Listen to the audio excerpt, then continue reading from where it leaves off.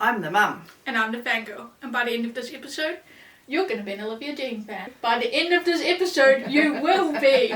You will be. Whether I want to or not. Exactly. And that's the whole theme of this podcast. Forcing my playlist onto my The art mother. of making my mother love it.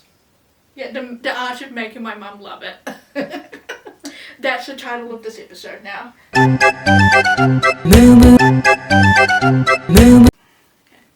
So, Mum, what do you currently know about Olivia Dean? Not a lot, to be honest. Guess we'll have to fix that. I guess we will. So maybe I I should... guess you will, more likely. That's true. So maybe first I should tell you why you should care about Olivia Dean. Yes, Jake. Why should I care about Olivia Dean? So Olivia Dean was the winner of this year's Best New Artist at the Grammys. Okay, fair enough. So she is an up-and-coming name, Mm-hmm. and she's starting to get a lot of attention. She actually has an upcoming show this year in Auckland.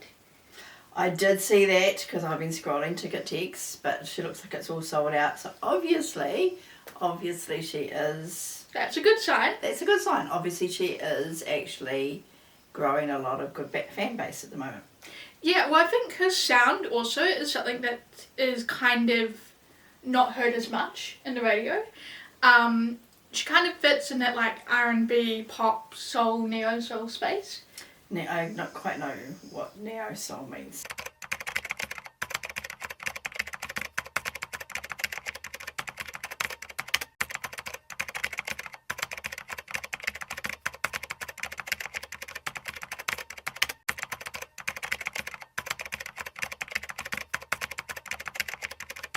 I have listened to it, and she actually reminds me of Nora Jones.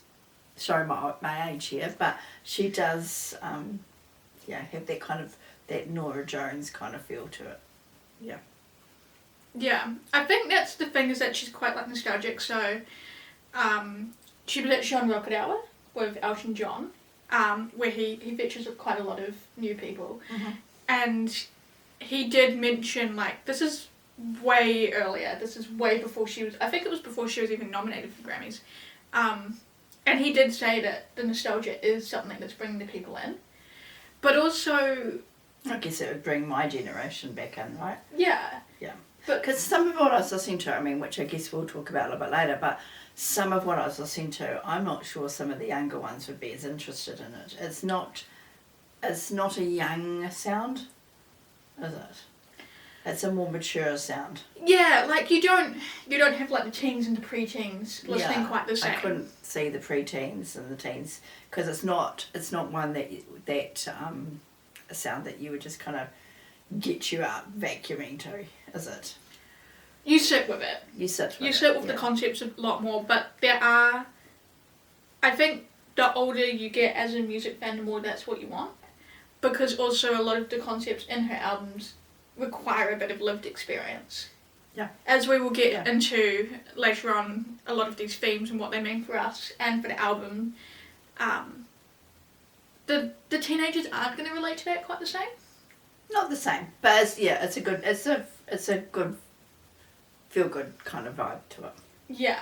And I think another thing that really draws people to Olivia Dean's music, and this is it's not to say that one of these two options is better, but the simplicity and the fact that there's not this big grand show. You know, there are some artists where the music videos are like so packed full of details in every scene, and you know, the stage outfits are super out there and everything. And sure, visuals matter. I mean, it's my job. I would be a hypocrite to say it doesn't. But Olivia Dean shows up as Olivia Dean. Sure, she'll wear some sparkle. She's got some serious style. It's not like she has a blank stage, but it's not excessive. It's just what she needs to sell the message of who she is. It's not too much. It's easy to get into. Yeah.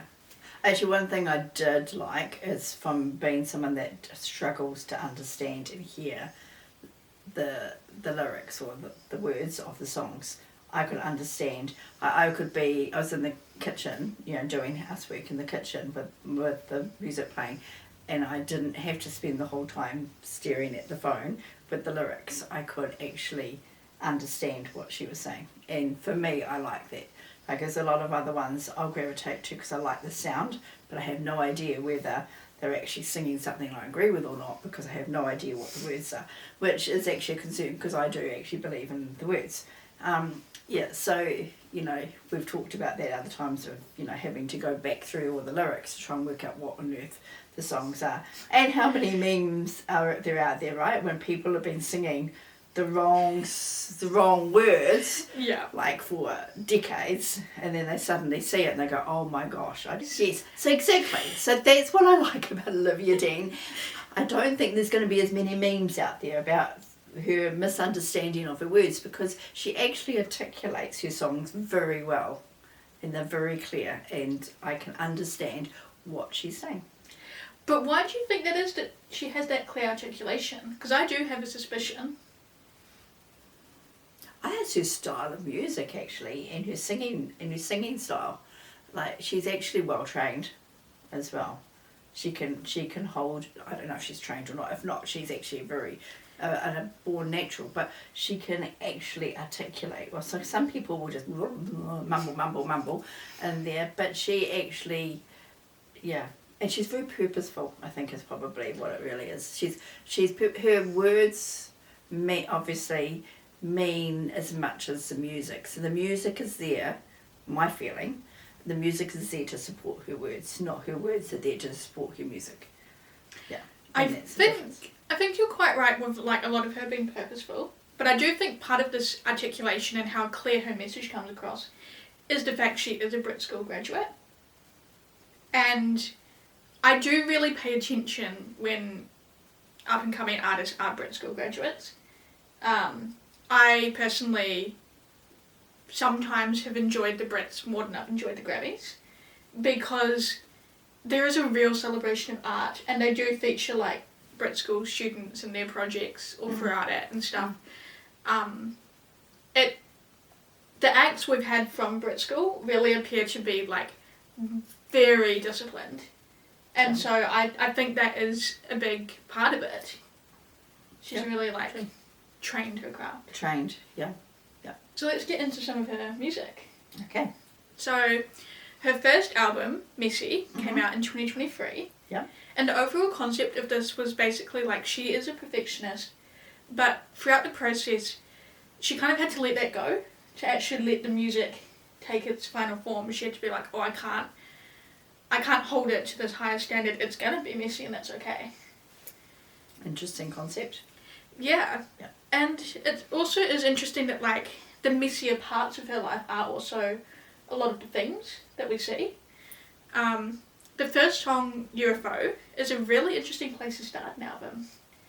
Kind of this concept of like, she feels like a bit of an alien just trying to find herself. Just like, I don't fit in this current situation. Well, that's probably a theme that majority of us can actually relate to too as well. Particularly if you're younger, and because she started this, she was still, she's 26 now, is that right? I want to say yes. So, early 20s when she wrote this anyway, so, like you really are only just kind of starting to find yourself in your early 20s. You finished your high school, college life, you've kind of starting to work out where you want to go in your world and that. So yeah, it is messy. Those early formative years are really messy. Life is messy actually, but every stage you're in, let's be honest. Yeah, but she would have been working through her identity in that time, like actually, music is what I want to do, this is where I want to go, but who am I, what's my sound, what's my message? Yeah. That's the thing about like creativity, and there is no like clear path of how to do that. It is messy. You have this ideal and this perfect path, this perfect sound, perfect image, depending on what your art is, that you want to put out into the world, but you have to let go of so much of that for it to work. But it's messy in the fact too that you're actually exposing yourself to the world. Yeah. So And you're that's scary. actually telling your story not to your friends or your family. You're telling your story to the world. Yeah. And that's a really vulnerable, that's messy. And as a perfectionist, yeah, I have elements of I'm not a true perfectionist, but I'm up there.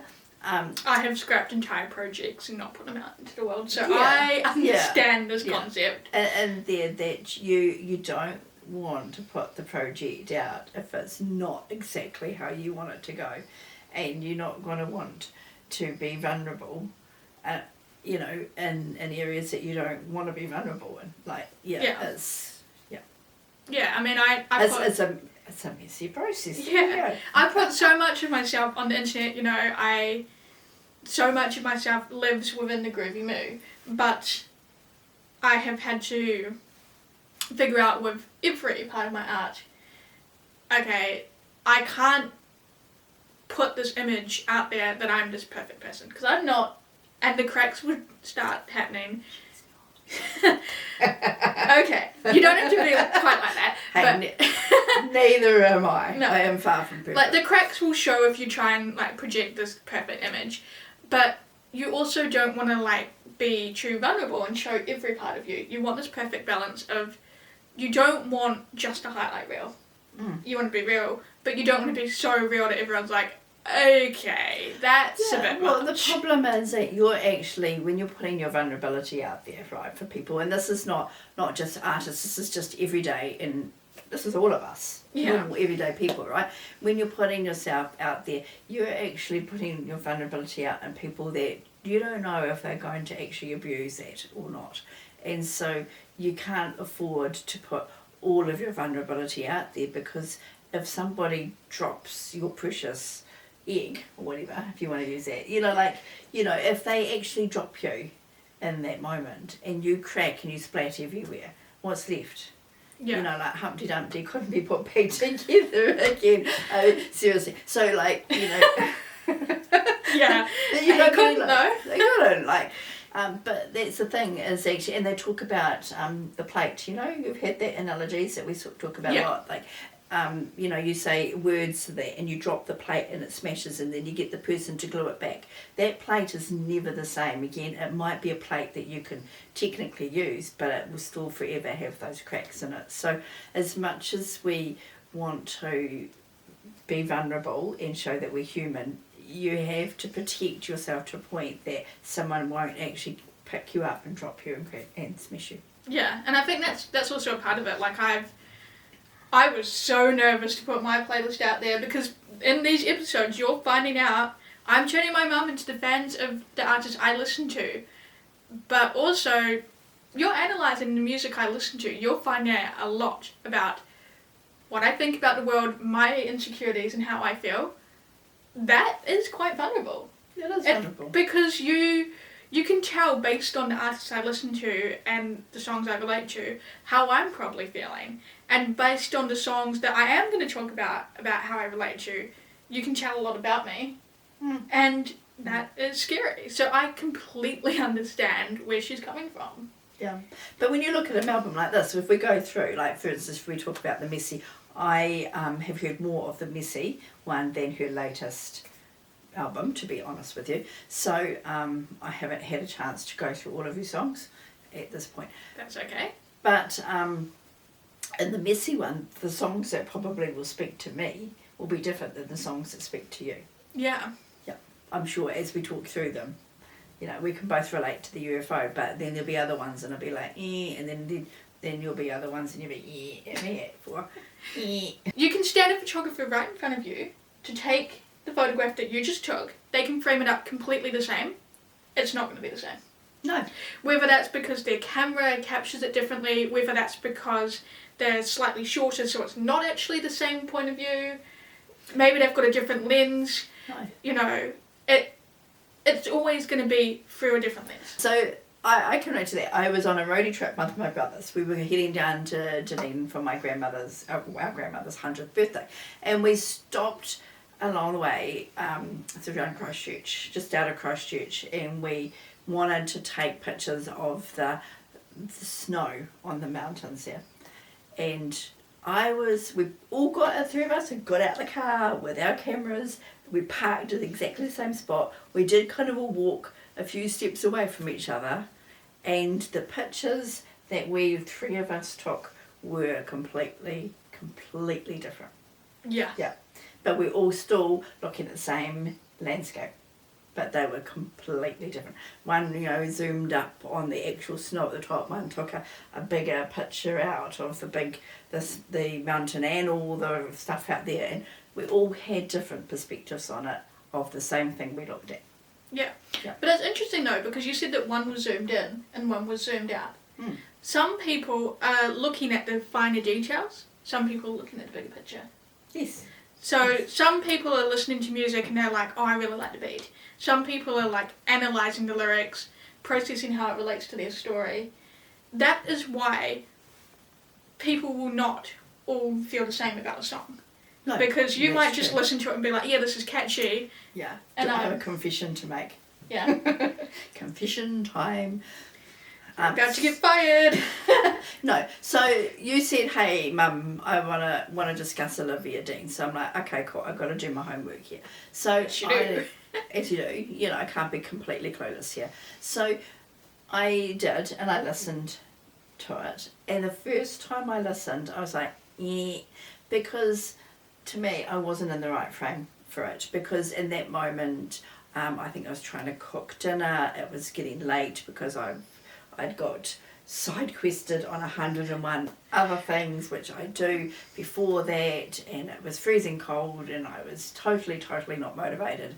And so then I needed to get up, and what I actually needed in that moment was huge motivation. I probably needed something really beaty and really just to kick me out and get me in and cook the dinner. And I was listening to that and I'm just like, oh no, this is just so not doing it for me. I'm not sure, I can't see what Jade's talking about. Then I went back to it, and this is a key in here. Sometimes if we don't like music, just go and listen to it again when you're in a different frame of mind, because maybe that music, it means different things in different times, right? That is true. That time when I first listened to it, that was not the sound I needed. I needed a sound that was going to boom me up, and this was a lot more chill and relaxed, and I was too chill and relaxed. And it was not helping my cause. Yeah. So I needed something else. But the next time I listened to it, it was like, actually, you know what? I kind of like this. I actually did, and I could see it and I understood it better because I was in the right place for it, if that makes sense. And that might be partially on me, because previously I have given you quite loud artists to listen to. And you have listened to them when you're doing stuff because it's loud and it captures your attention. I don't get much time in my world to listen, so the main times that I get to listen is in my car on the way to work, and chill out things is good on the drive home to get rid of that stress. But on the way to work, I'm trying to be, motivating myself and, and try not to just play songs like, we're not going to take this anymore, as you're driving into work, Why right? wouldn't you drive into work listening to that? That is exactly what I do. I do sometimes. I'm not going to take this anymore. Oh, I have to walk in the door, dang it. But yeah, anyway, but you sort of, I need that kind of thing to get myself, well, we can do this, we can do this, we can do this, we can do this kind of thing, which unfortunately Olivia Dean doesn't give that vibe, right? But on the way home, she's an okay one in my car on the way home, I've realised now, to go, actually, you know what, I'm just going to woohoo, and I'm going to just, shove the day away and just chill. So when I walk through that door into the house, I'm not carrying work of work. Yeah. Fair enough. There's different times and places that you need to do it, but I don't get a lot of time in that it's in my car to and from work, or kind of when I'm doing some housework that I get to do it. So Whereas it hasn't always been the best mix for the needs I've had for my music. Fair enough. Whereas I analyse music for work, so I sit with the music. If I'm, and this is something that I have discussed recently actually this week in an interview, is we are actually really loving collecting music physically, because when you put it on streaming, you can shuffle, you can pick the songs you want, you can pick the faster songs. You put on a record, like, I get that it's different with a CD. CD, you can still press the skip button. You put on a proper record, you cannot skip songs. You'll ruin your record. I don't know why I'm talking to you as if this is new information. I know that records is more something you understand more than me. Oh, you're saying I'm old. No, I'm saying you understand it more than me. You introduced me to records and now I'm busy explaining it to you. Hey Mum, you introduced me to something, let me now explain it to you. To be fair, your dad introduced you to records, but hey, yes, anyway. Okay, point is my parents introduced me to records and now I'm busy explaining what a record does to my mother. The point of that story anyway is that you can't skip the songs, you have to sit with it, you have to let the concept play out. You can't put it on shuffle so it's not like you're listening to the album in an order other than what the artist intended. And I think that is why Olivia Dean's music really means a lot to me, because when you actually process the concept from start to finish, you know, for Messy, as we're talking about now, going from I have no idea what this is big and scary, to okay, I can live with the mess. Like that is a process that you have to go through. Yeah. A lot of people can relate to that process too. Yeah. I thought that the song The Hardest Part has some really interesting concepts in there, actually. You know, I love the bit that she said, I was only 18, you know, and why are you so confused that I changed? Of course I was going to change, I was only 18, which kind of goes back to that comment that we made earlier, right? That talked about, you know, when she's talking about Messy and all those things and the changes and everything that she was making in there. She, you know, at 18, you're still learning about yourself. You're not going to be that same person at 30 that you are at 18. You know, not that she's 30 yet, I mean, but I'm 21 and I think about the guy I liked at 18. We're still friends, but I can't understand now, and it's mainly the people we are now why I can't understand this, because he's a lovely guy, but I can't understand the concept of being in a relationship with him, because his life is so drastically different from mine. Yeah. And I don't resent him for that. Like, it hurt at the time, but I'm sort of like, well, we'll stay in contact, we'll stay friends. Nothing really changes except for the fact that we're not trying to build our life side by side. I'll support you from a distance, because the distance has grown quite a bit as the years have grown. You've seen things that she talked about in there, like, the actual realising that, you know, that we do change and we do evolve, and you're not, you know, if the person next to you isn't evolving in the same way, that's okay, that's normal, that's how it goes. But then you need to reach out and find a person. And that's why there talks a lot about seasons, that people are in your life for a season. You know, there's very few people that you will carry through your life, the whole journey of your life. And some people are really fortunate that they have their school, you know, their school friend, or the kid, you know, that they met at kindy or whatever, that are still friends right through their whole journey of life. But for the majority of us out there, that you'll have people in the seasons of your life that you align in that season, and then, you know, they'll move one way and you move another way, and then you'll get another group of like-minded people in that season, and then you'll develop and change and you'll move in that way.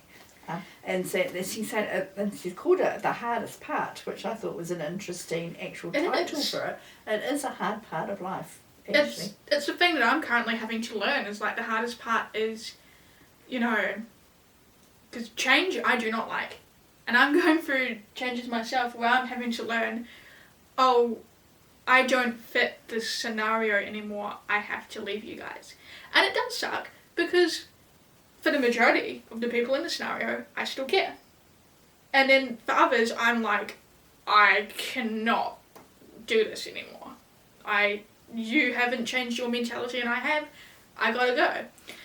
But it's interesting what you said about like school friends, because again, I'm not that far out of school. Like, if we're talking about all of school, because I am a decent way out now of high school. I'm not that far out of university and stuff. I'm 21 and I cannot tell you where anyone who I went and started year 1 with, I cannot tell you where any one of them are now. And that's not normal for a lot of people. Yeah. A lot of people would be able to tell you at least where one of them are. Nope. No. I can't find them on Instagram, on Facebook. No one's name's popped up. I don't read an article of some small business and go, oh, I went to school with them. Simply don't know where they are in the world, and that's okay. And other people as well, like I've people in my life. So I had my high school, college friends that we were together with and that, and then we all kind of drifted our own way, and then at one point we found ourselves back again, and it was the strangest thing ever. From having been, like 15 to 17 year olds, well, actually probably like 13 to 16, 17 year olds that we did life together in there. In fact, some of them I actually did primary school with as well. So, you'd done all of like schooling, and, we're kind of, your main things in life was, I remember when I came around and seeing the new bike that I got for my birthday, that was our biggest, thing and that kind of thing. But we all joined back because we all had children. Oh, a child. You were older, but your brother was the child the same age as theirs. So we all had a child the same age, and we ended up doing a coffee group. And the weirdest, until then we separated again because we all went back to work. Yeah.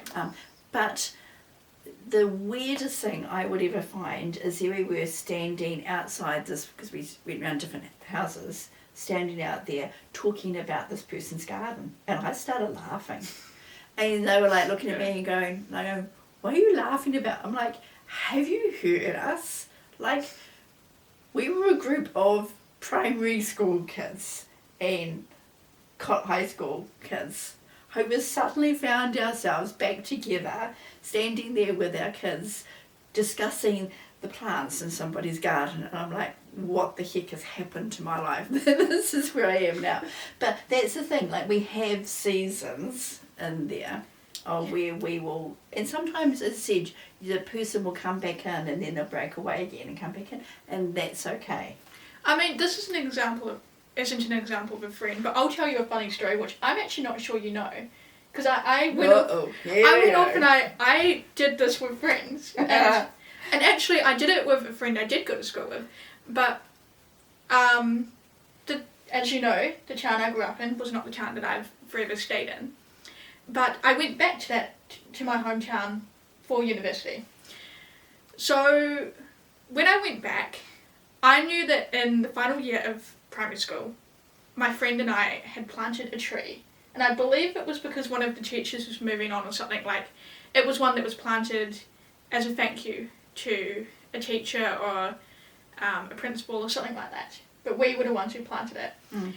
And we decided that before that year of university started, we wanted to go back and visit the tree, which we did visit on a Saturday, and I will say we probably shouldn't have just gone and visited the tree, because usually you don't do that, but we did. And it was just a very small tree when we planted it. That tree was now the biggest tree in that playground. And that was sort of a weird moment for us of going, okay, we knew that it was not going to be that little tree that we planted, but it now sits over this bench. And it sat over a bench, which you'll probably laugh, you'll remember this. It sat over the bench called the Friendship Bus Stop. Oh, I remember the Friendship Bus Stop. The Friendship Bus Stop was a bench that I specifically asked for people who didn't have friends and wanted to make them. And when I saw that tree that was now hanging over the Friendship Bus Stop had gotten that tall that it could provide shade for that, I went, wow. In a weird way, I still exist here. Yeah. And I was like, what? Yeah. Because that Friendship Bus Stop was where I met that friend. Yes. That I was now standing there. You sat at the bus stop if you didn't have anyone to talk to, and then someone else would come along and sit down, who also didn't have someone to talk to. Yeah. Yeah. And years later, the first friend I met at that friendship bus stop, and the friend I planted that tree with, we were sitting there under that tree on the friendship bus stop. Nice. On the first week of our university. Yeah. And that was one that we planted in primary school. And so, like, and again, I don't have any contact with that person now, because I'm now a few years out of that university experience. And the hardest part is we changed. We grew away. You know, we started off thinking that we were going to study the same thing. And she's gone on to what I hope and assume is an amazing career. And I decided, actually, I'm a creative. I'm not doing that. So what other songs stand out? Well, one song that I do quite like is I Could Be a Florist. And I kind of relate to that because I had a little nosy in there about the behind the scenes, and she sounds like Olivia was having a bit of one of those moments when it was just like the journey was hard. Yeah. We've just talked about the hardest parts and stuff. So yeah, the journey was quite hard, and just was like, I don't know if I actually really want to do this anymore. And so the story is like, well, I could be a florist. And I could, but I kind of like it because like I could be a florist, but you know, I will meet your needs, and I like that because, you know, in my role, my job, I'm a nurse, and some days that becomes very exhausting, and you just like, oh, I just peopled out and I just can't do this. I just don't want to do this anymore.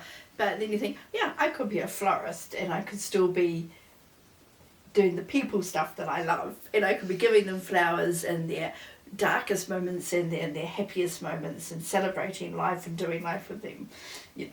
So there's that kind of analogy in there that as well. But it's like, yeah, I do relate to that. Like, yeah, some days I think we all do that. Like, you know what? You have this fantasy of this other world that you think, oh, I could do this thing that just sounds so much in that moment nicer and easier, and just because the grind gets a bit wears you down some days. I mean, yeah, I do get what you're saying. Mm. You know, like, for my job, there are a lot of parts to it. So, you know, as you saw my Facebook post earlier this week, a lot of people see the concert photos or the interviews with the celebrities. They don't see the hours and hours of admin. They don't see the weekends editing. I mean, it's a Sunday when we're recording this, and no one knows that because it's not going to go live on a Saturday.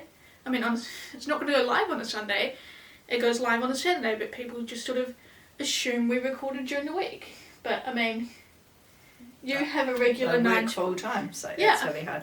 Yeah, so it is. Yeah, get that. And so I have thought about, like, oh gosh, this is so much work because I'm one person trying to run the show, and I'm like, oh, well, what if I haven't thought about being a florist, but I've gone, well, what if I open a coffee shop?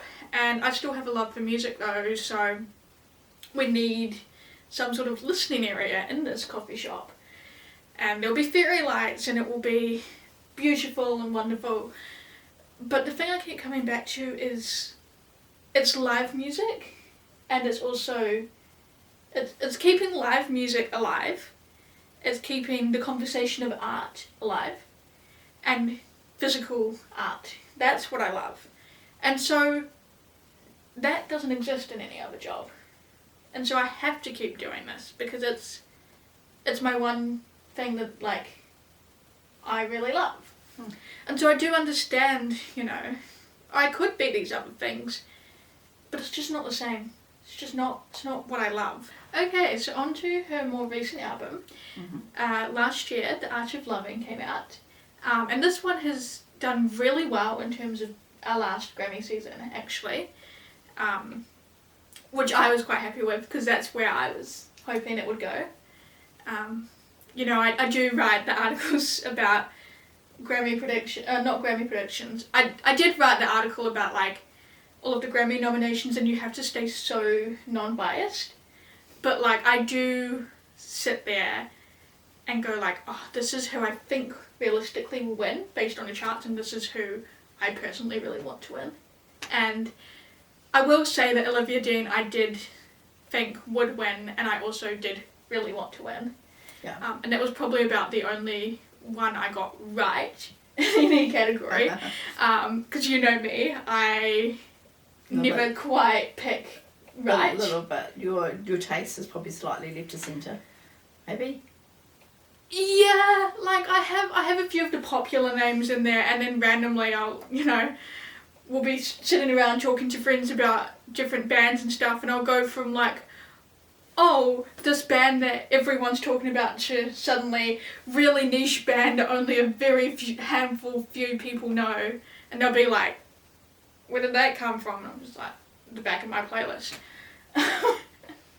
So yeah. You are quite right there. So the art of loving as a concept is a really big one, because there's a lot that goes into that, and so that really, from the start, that intrigued me. When there started to be those first little whispers of like, oh, the art of loving is like an album you need to check out, I was like, ooh, like that theme sounds really interesting. So It does. I guess we'll explore this a bit as well when we get into some of the songs, but what does the art of loving mean to you?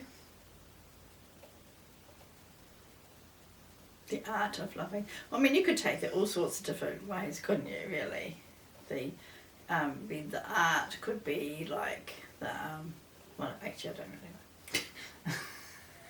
know. You can take that multiple different ways. I don't know though. How do you answer that? The art of loving. I mean, should we just look at what her view of it was, and then take it from there? So I think the first track that really stands out to me is Nice to Each Other. Mm-hmm. That is a concept that the world really needs to take on board, I think. Not that song necessarily is about like being nice generally. Like it kind of, if you look into the lyrics, it's definitely about your relationship or the beginnings of liking someone. But the lyrics definitely do talk about a relationship, or at least the beginning of that, liking someone. Like we could be nice to each other, we could be right for each other. Mm-hmm. So it's sort of like the first feelings of falling in love, rather than what people could think it's about, of like, we could be nice to each other, could sound like it's about. She also says we could generally be wrong for each other. She does say that, but the feelings when you first fall for someone. So that's trying to work it out. Are we right? Are we wrong? But hey, we Yeah. could still actually have a bit of fun together. Yeah, like, we could be right for each other, we could be wrong for each other, but let's just be nice to each other and sort of like see. So we find out. Are we friends? Are we more? Are we right? Are we wrong? It really does capture that like first falling. And I think there are so many steps to falling in love, or love in general. You fall in love, you fall out of love, you fall for something that you think was love, you witness love around you. There's so many elements of love. There's the expectations you may have, are they based on something you saw in friends and family, something you saw on the internet that isn't realistic, something you saw in a Disney movie and then grew up to realise that's not what I want or not realistic. Or that actually isn't real. That's a movie, a Disney movie, and that isn't some Prince Charming doesn't come in on his horse and sweep you off your feet and you live happily ever after. Yeah. Sorry. Doesn't work that way. Okay. I'm learning to accept it.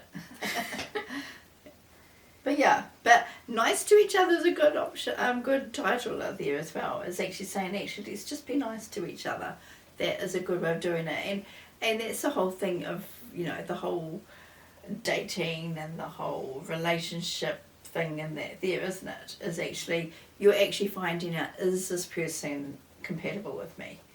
And then some people won't be, and then you go, okay, moving on, and let's look for someone else who is.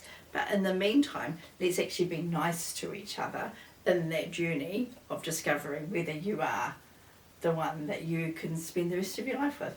Yeah. Actually, and and if you're not the right ones, if you turn out to find that you were wrong, not right, then moving on nicely.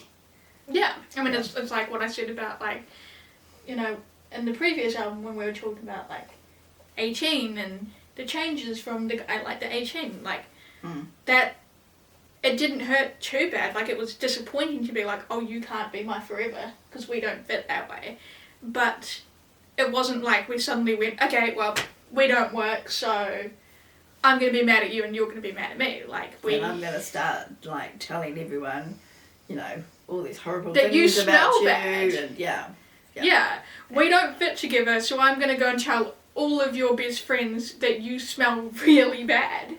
And you're going to tell all of my friends that I have no sense of fashion or something, Like, we're not going to start rumours, we're not going to be unkind. It's just like, well, didn't work, whatever, we're still friends. And I think that's a concept that more music should explore, because, sure, I mean, we all love it, right? That one breakup song that's incredibly angry, or that one breakup song that's like, oh my goodness, the world is over. But it's not realistic. That's not the experience. Well, it's actually teaching our culture that's behaviour norm. So Another one that stands out to me is, like, So Easy to Fall in Love, because that then sort of is the next step, because we've just talked about, like, the first moments of being like, oh, I kind of like you, but, like, will this work? But So Easy to Fall in Love is like, it's talking about someone that's so easy to fall in love with. Like, you make this feel easy, you make this feel right. And again, like, that's not something that's often talked about. Like, there's a lot of songs out there that talk about, I want you so bad, I'm going to make this fit as well as it can. That shouldn't be normal.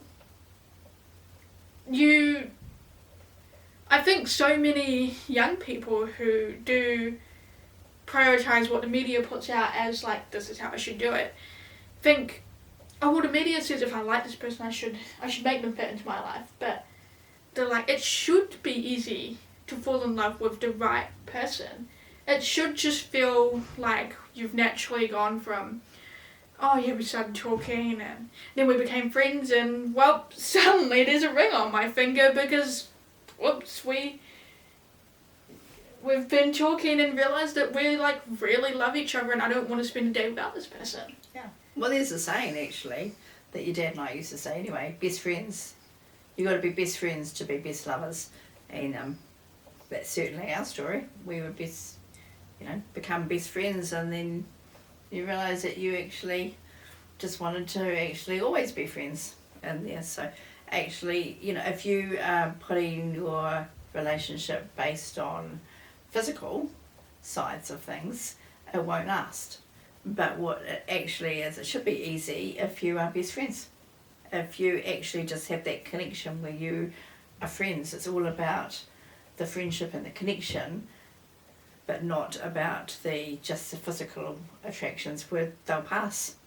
So another interesting one is baby steps, because we've talked about, like, all the different parts of a relationship, or falling in love and it working or it not working, but Baby Steps is not actually a song necessarily about the love of a relationship. It's about the small steps to get over what was there that's now not. Like, this relationship's dissolved, I've got to take the small steps to get out of bed, to get over you, to keep going. Yeah. Sure. It's a breakup song, unlike most traditional breakup songs.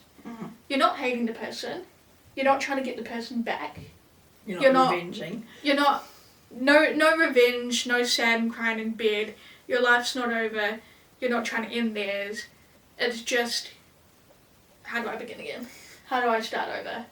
How do I take those small baby steps to just figure out how to be okay?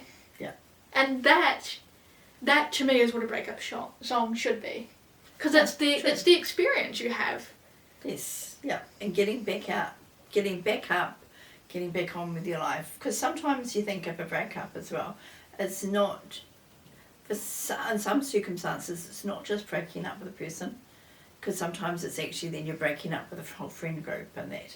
Or a whole family. Or a I whole mean, family. how many Yeah. times have you been out with a guy, the relationship doesn't end, but the thing you're the most devastated about is like the fact that the sister-in-law was like your best friend, and you're like, oh, now I lose you too.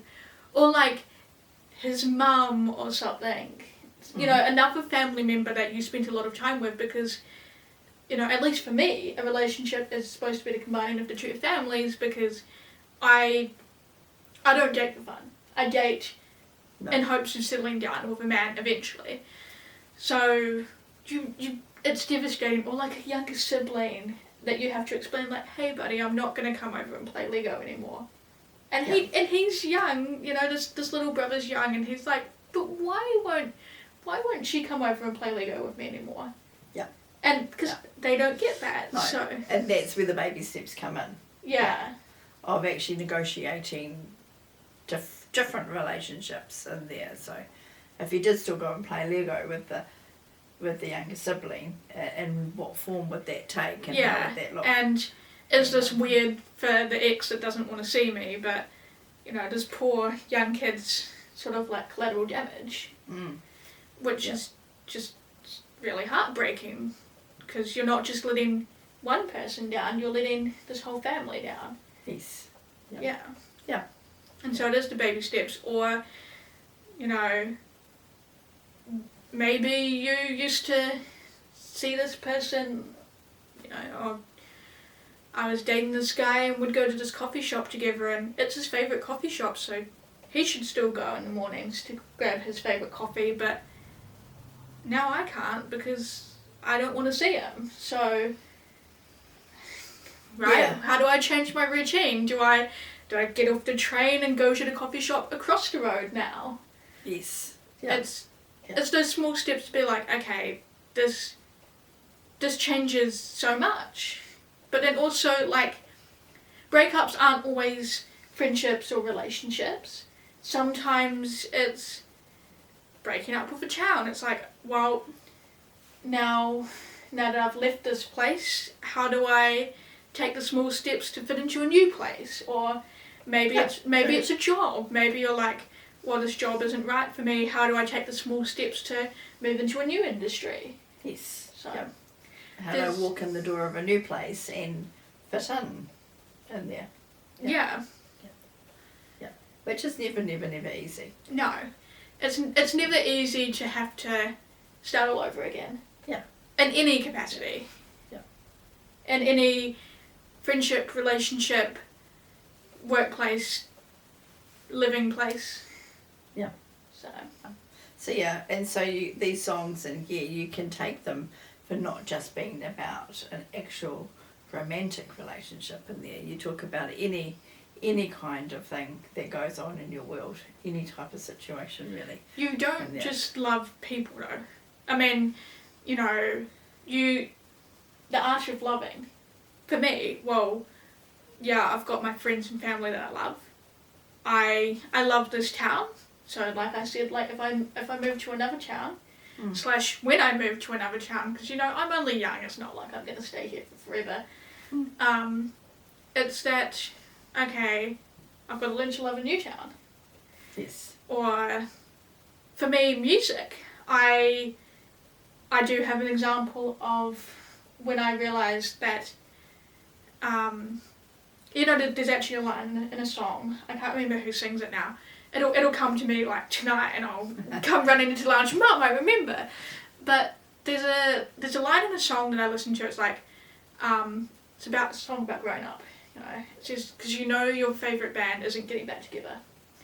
And the day I realised that one of the bands I love was never going to get back together, there was a grieving process of that, because that band was my childhood. Yeah. And that really broke my heart.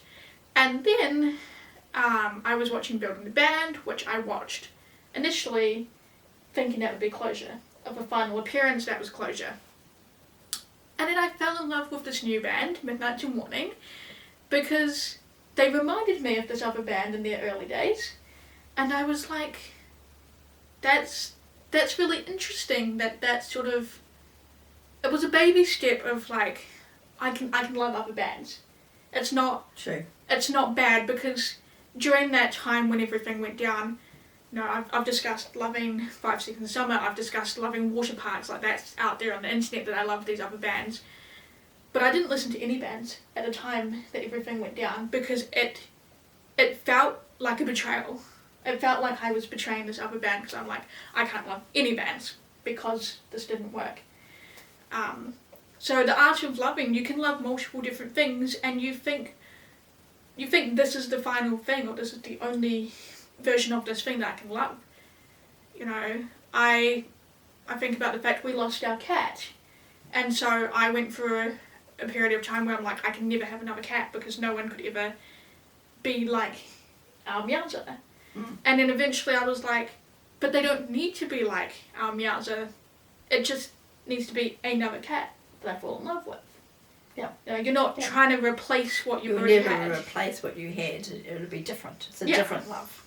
Yeah, exactly. And so I think that this song, Baby Steps, does sort of cover the fact that a lot of love songs are about people you love, but there are other things you can love. So speaking of like all of these family members, like Dad's love of music and all of that, that really does tie in nicely to the final song on the album. And this final song sort of really captures what the whole album's about. So it's called I've Seen It. And it's about all of the different places where she has seen love. And this song always gets me so emotional, so I will try my best not to cry talking about it or thinking about it. But this is the sort of song that, as someone who I understand, I grew up differently from a lot of people around me. I grew up in a town where it wasn't normal to have 2 parents who were so in love, who had always been in love, stayed in love your entire childhood, your entire growing up. On top of that, I grew up getting to see my nana and granddad every single week, and they were very in love. They had their funny dynamics, which, you know, even now that granddad's passed, we can still laugh about the dynamics between nana and granddad. You know, I grew up having family dinners and being able to spend time with my uncles and knowing how much they loved me, and also like my auntie and all of my cousins. I was surrounded by a lot of love, and I understand that wasn't normal where I grew up. And it also breaks my heart that wasn't normal where I grew up, you know? Yeah. And so there's a line in that song, and again, I said I'll try not to cry, but I definitely can feel it starting to happen. You know, there's a line about how she first, like, really saw love and understood that in her parents. And that is very true for me, because my standards of love do come from your and dad, nana and granddad, and the love I've seen a lot growing up. You know, of course, I have read the books, watched the films, and been like, this is cool, but that's not where my standard lies. My standard lies in family. And if you're looking in and going, oh, that's bad, you don't know how each people, like, just because of how you describe love, doesn't mean that that is right or wrong in someone else's as well. You know, like, you know, you hear a lot of stories like, oh, you know, the couple are living in separate rooms, and then you go, oh my gosh, well, there mustn't be any love there. That doesn't mean that there's no love there in that, because as we said before, it's not just about one type of love. It's about the whole thing. So, you know, you can see different aspects in there. So it's actually seeing, when talk about I've seen it, it's like it's also talking about, from what I understand of the song, I haven't looked into it hugely, but from what little snippets I've seen of it, is more like I've seen it in all different types of ways. So to see, if you're to follow the art of loving thing, then that comes out in so many different forms. Yeah. In there, you know, it might just, you know, for the people, the older people, it's actually sitting there and just being company together is actually their form of love, or, you know, getting up and making that cup of tea and going and getting it for them is a form of their love. Yeah. You know? I mean, for me, I'm quite a visual person. Like, I I have sat there multiple times and thought, like, okay, if I was given this track and told, here's your budget, go out and shoot a music video for it. And then immediately, like, I think of the wedding anniversary party of a couple we know, and look at all of the kids and grandkids that they have. That's their legacy.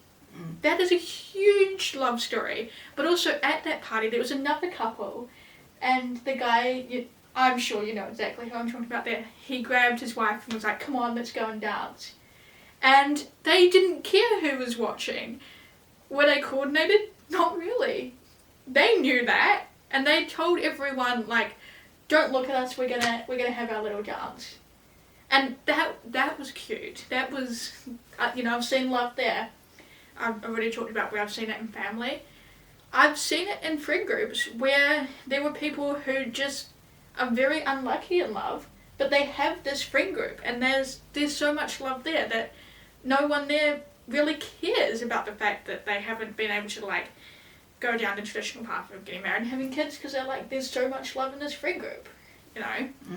I've seen it in the guy who holds an umbrella for his wife at a bus stop.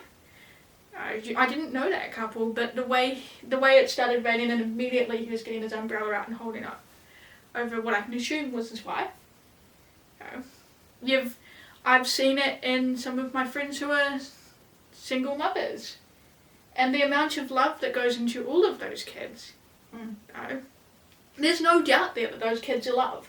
Yes. There might be the absence of a father, but that doesn't bother them because, well, I'm sure deep down that it is something that they've had to work through, but on a day-to-day basis, they're surrounded by so much love. And then another very Kiwi thing is the big families, where sometimes you have big families where, lots of cousins live together, and I've seen this multiple times growing up where it's like a small house so packed full of all of the cousins, and there's so much love there.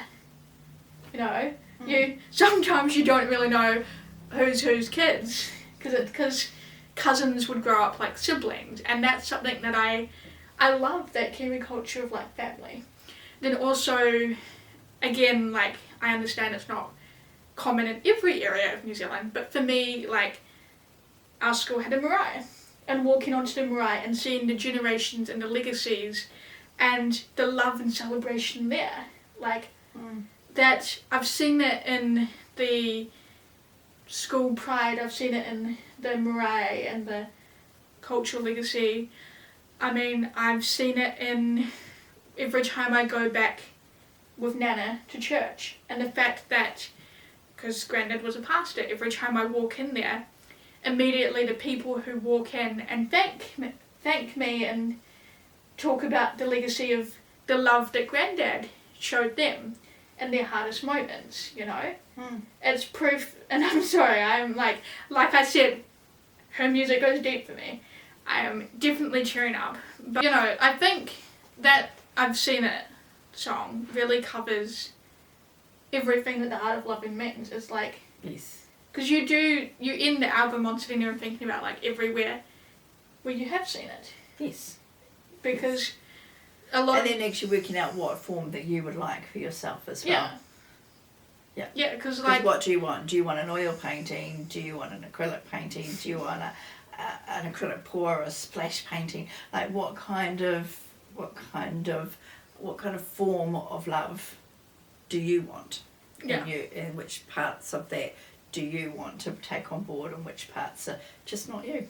Yeah, because there are some people who may not have necessarily experienced a relationship, or may not be married, so may not have, like, the relationship in a way that you'd expect. Or maybe they have a really happy marriage, but they just can't have kids for whatever reason. So there's all these different versions of that, but the reality is, whether you're in a relationship, not, have kids, don't, if you actually sit and think about it, you've experienced love in some way. It's not like you've had a life with nothing in terms of love whatsoever. Or there's something that you really love. And so the art of loving just ties everything in life together in a nice little bow. So, with everything you now know about Olivia Dean, Do you accept the challenge of being an Olivia Dean fan? I do.